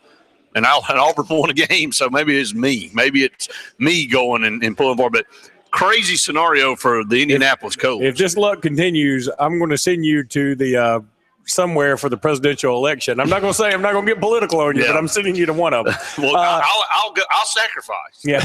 All right. Let's do this. Let's talk about the Indianapolis Colts possibilities for getting in the playoffs. They can get there. Here's their scenario. Ridiculous. Indiana must win. Houston must lose, and Indiana and then Houston tie in strength of victory tiebreaker and clinches the strength of schedule tiebreaker over Houston. But Houston, the other things must happen. All the other teams must win for this to happen. Atlanta, Baltimore, Buffalo, Denver, and Miami. Oakland must win or tie, plus Pittsburgh must win or tie as long as both teams don't tie. So they've got to have Pittsburgh, Oakland, Miami, Denver, Buffalo, and Atlanta win, along with themselves winning and Houston losing. And if they do all that, Indianapolis is in the playoffs. Now, this goes back to the argument we had at the beginning of the show where we talk about more teams in the playoff. I don't ever want a scenario where a team like the Indianapolis Colts whoever college football's version of them is could get into a playoff. That would bother me because the Colts have proven time and time and time again they're not worthy of playing for a Super Bowl. But if all those things happen, they get in the playoffs, and then crazier things could happen where they get to a Super Bowl, and God forbid they win it. I think that'd be a joke. You see what I'm saying? I totally agree. Yeah. I totally agree with that. And it is bizarre. Why don't you run down the playoffs as stands right now if the NFL playoffs were to start this week? All right. It looks like New England's going to be the number 1 seed in the AFC. Okay. They've got to win. And, well, they don't have to win. I think they clinched. They have already Denver clinched. Would be the 2 seed, it looks like. Okay. Cincinnati would be the 3, Houston the 4, Kansas City the 5, and the Jets the 6. That's sort of an interesting Jets-Denver game, round 1, and a not-so-interesting Cincinnati-Houston game, round 1. I think Cincinnati could win that pretty easily, but they don't have their starting quarterback. A.J. McCarron, like what he did the other night, he's never played in a playoff game. That could be hard for him, I guess. I think in the end, you got to feel like New England's going to make it to the Super Bowl. Move to the other side. Carolina, the 1 seed. They're already set, by the way. Yeah, Carolina. No, they haven't. No, switched the home field. The playoffs are set. Yeah, the playoffs. The teams are set. Yeah. Carolina is the 1 seed right now. Arizona the 2 seed. They could flip flop. Green Bay the 3. Washington again, proving my point. God Almighty, Washington is atrocious, and they're in the playoffs just because they won a division, and a division that's abysmal. It's the worst division, and that's not close. It is. And Minnesota the 5, Seattle the 6. And right now, Washington, from that atrocious division, would get home field advantage and play a game at home in the playoffs. Because they're division winner. Because they're division winner. So, and they would play Minnesota, who's not very good in their own right. But they're 10-5. But they're still not very good. And what's funny is Green Bay, a team that's really strong. They've got maybe the best quarterback in all this. Some of the worst eggs, though. They have. They may open up with Seattle, a Seattle team that I think could win the Super Bowl. And Green Bay could easily beat Seattle. Yeah, they could. I mean, that'd be a heck of a first-round matchup. Yeah, there's no doubt. So Seattle, Green Bay in round 1. Until Seattle gets swept by St. Louis. They lost both games to St. Louis this year. I mean, it just shows you that sometimes teams have you numbered. Well, and the other thing about having a playoff with this many teams, you've got a lot of games tomorrow that just don't even – I mean, they don't even register. I mean, and you've got teams – if all the teams have clinched, what good does Seattle get out of playing anybody of consequence? Well, here's the deal with Carolina. Now, they would have wanted to finish the season undefeated, obviously, if they were able to beat Atlanta and then play Tampa Bay at home. But now, if they would have beaten Atlanta, they would have clinched home field. They wouldn't have had to play their starters. Now they've got to – hey, look, they're playing for home field advantage. Right. I mean, this game means a lot. I know Tampa Bay 6-9, but they've been playing better. And, and be honest with you, for a game and a half now, Carolina's played like crap. Yeah. I mean, the second half of the New York Giants game and then the whole game against Atlanta played terrible. Right. So, I mean, I'm not sitting here saying that Carolina's going to – now, both those games were away from Carolina, but Tampa Bay coming in, playing better. Carolina not playing so good. Never know what could happen. So that would be devastating to me mentality-wise if Carolina loses their final 2 regular season games and they lose that home field advantage. No, I totally agree. That would be a pretty bad thing for them. There's no doubt after playing so well all throughout the season. But I think this year, and Carolina, despite how well Cam Newton's played, and he should win the MVP, they're not a great team, I don't think. If you think they've still got pieces missing. But in New England, they're not a great – even as good as they've been. Tom Brady's been great too. Lost again. I mean – Denver's got issues. This year in the NFL – it's up for grabs. There's no I like it better when you have 2 teams that are headed for a collision course and they're both great teams. This year, I mean, if the Jets could end up playing, I don't know, Minnesota for a Super Bowl, and that would be horrible. But whatever. That would be horrible. If Washington makes the Super Bowl, I might boycott it. Yeah, I mean, Washington, Indianapolis in the Super Bowl. Everybody's hoping that it's going to be New England and Carolina. I mean, that's the matchup. Yes, everybody I want to see that. That's what I want to see. I mean, who doesn't want to see that? The 50th Super Bowl deserves a good game. I hate to say it that way, but it deserves 2 really good teams in there. I mean, but you do see Green Bay at 10-5, who's looked horrible at times this year. Arizona at 13-2. Seattle at 9-6. Seattle's, even though they lost to St. Louis team, you don't want to play going into the playoffs. So I don't know. Just it's a bizarre setup there for the NFL. But we'll have to watch and see how it plays out. a lot will be determined on Sunday, even though, like Luke said, there's a lot of those games out there that don't mean anything. There's a lot of them that do, and especially that Carolina-Tampa Bay game that got flexed to 4:25, which will be 3:25 our time. That game was at noon, and they moved it to that later And I slot. like it because that way you can't have Carolina win their game and the thing be over, and then Arizona can just play their scrubs and not worry about it. That's exactly right. This way, both teams have to play. Smart move by the NFL. It was a smart move. 256-234-6221 to be part of the program here at JR Sports Bar and Grill. Again, Georgia, Penn State in the second quarter right now. Georgia clinging to that 3-0 lead right now. We may not see the jogging place end zone celebration with these two teams. You ain't gonna see a lot of running. Period. I don't think. Running back and In forth place, to the sideline, forward, backwards sideline after 3 and out. So we'll take our final break here at JR Sports Bar and Grill. We come back, we'll finish out the show. Stay tuned. More of the Sports Blitz Saturday Sports Countdown presented by JR's right after this. Wireless Advantage is Lake Martin's Verizon premium retailer located in the market.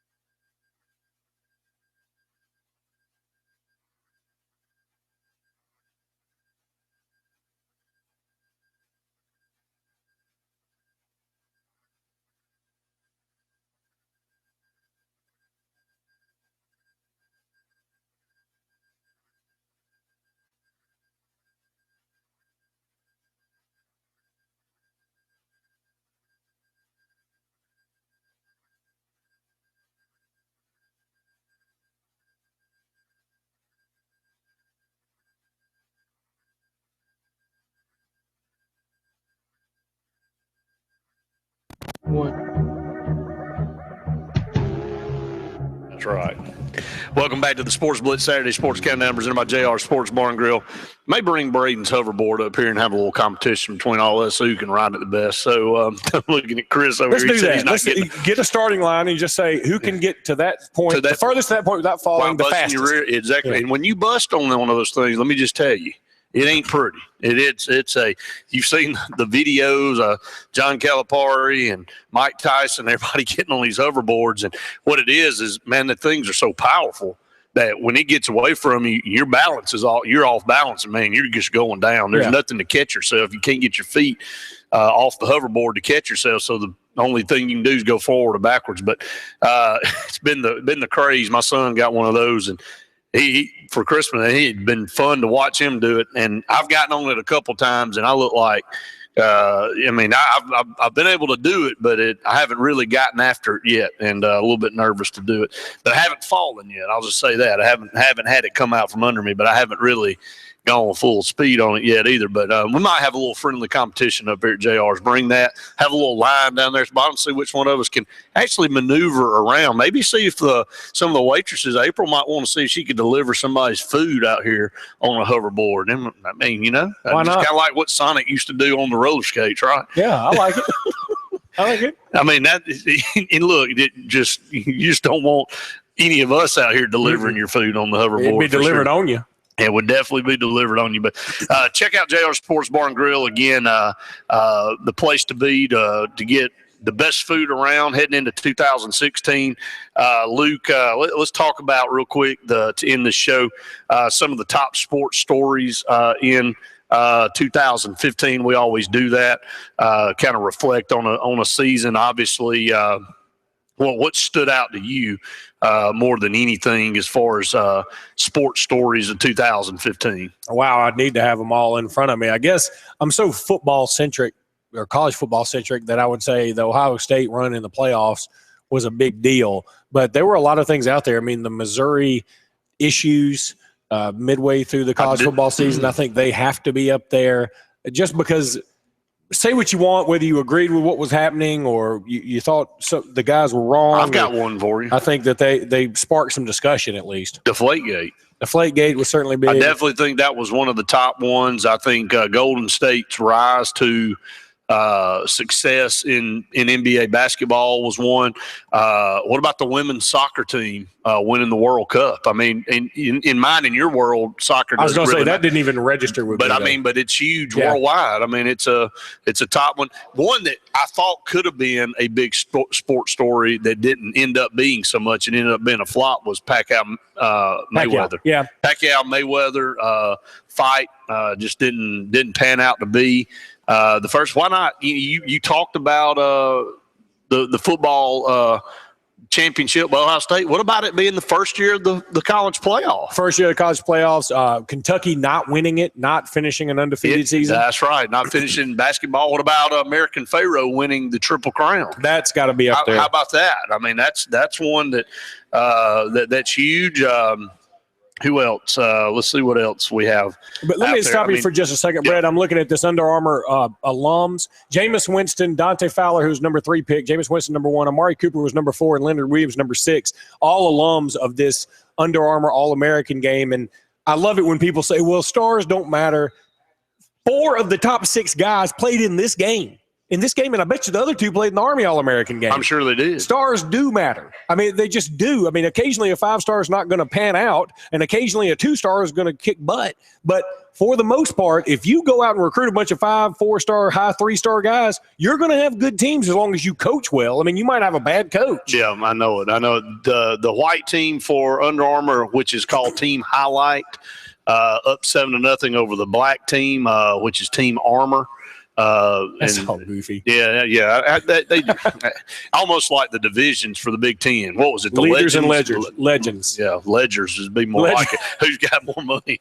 That would probably be a lot more fitting. But out of all those sports stories there, I mean, Stuart Scott passed away really, I think, January 4th of 2015, right as the year started. So technically counted, battled cancer for 7 years. I'll tell you what, may be a growing story for next year is the decline of ESPN in general. The viewership's way down. People are finding other platforms to get their sports other than just the cables or DirecTV or Dish. And it's one of those things where ESPN better watch out. They're paying a bunch of money for a bunch of things. And I think they screwed up in their negotiations to not have a caveat in there where, hey, we're going to do these playoffs on New Year's Day like we always do. Instead, they get them forced to move to New Year's Eve. And you had Ryan Seacrest tied in there for some reason. And I bet you if you threw a football at him right now, he couldn't catch it. Hit him right dead in his nose. He's never catch it. Let me ask you, though, what do you think in the tie-ins with all these cable and dish providers and all that? I mean, there's still a lot of tie-ins there. I know ESPN's, but I'm going to tell you, where else do you go to watch your sports? I'll tell you, I don't watch. I still watch it. I hate Fox Sports 1. Oh, I do. I can't watch that. But I can't watch, Brett, I cannot watch Sports Center. Okay, but what else are your options out there? Because what I do is typically go to ESPN2 or ESPNU and watch. But you're still watching the ESPN I agree, network. The ESPN network, you're right. But I'm saying the viewership is down for ESPN by a long shot. And they're charging so much to these cable companies. Of your bill, apparently about $7.50 of that bill is for ESPN. That's a huge number. That's right. For your bill. And they've got those tie-ins to where you can't just get an app and watch it for free. I mean, you have to have you have to be tied in with a cable company. But I think people are just saying, I'll just download the ESPN app, not watch the game necessarily, just follow it on the app. I'll do that all the time. Yeah, it's just not the same. I mean, I don't think I know it's not the same. Yeah, it's just but in a world like today where we're all a little bit more financially conscious, of course, then I feel like you look at it and say, why do I have to pay $125 for a cable bill when ESPN's eating up a pretty good portion of that? But where are you going to watch the games? You go to Buffalo Wild Wings, I guess. I guess so run up a bill there so you spend more money on anyway. Exactly. About 2.5 million wings will be consumed on the day of the Super Bowl this year. And, I think 1.5 million of them will be from JR Sports Bar and Grill. They have the best wings around, so no doubt about it. But Luke, that's going to wrap it up here from JR's. I want to encourage everybody to come out, give JR's a call 256-329-2328. Look, all these venues may change, but one thing's not going to change is the food here at JR. No, I know it. We've already scarfed down a few of these. Cheese nuggets. Right after me and you were talking about we're going to lose some weight. Yeah, we ate a good way to start. Yeah, that's right. Kind of like Austin's Chinese Lantern. We'll save that story for another time. But anyway, that's going to wrap it up here for our entire group. Luke Robinson and Brett Pritchard saying we've enjoyed it. We hope you have. See you next time.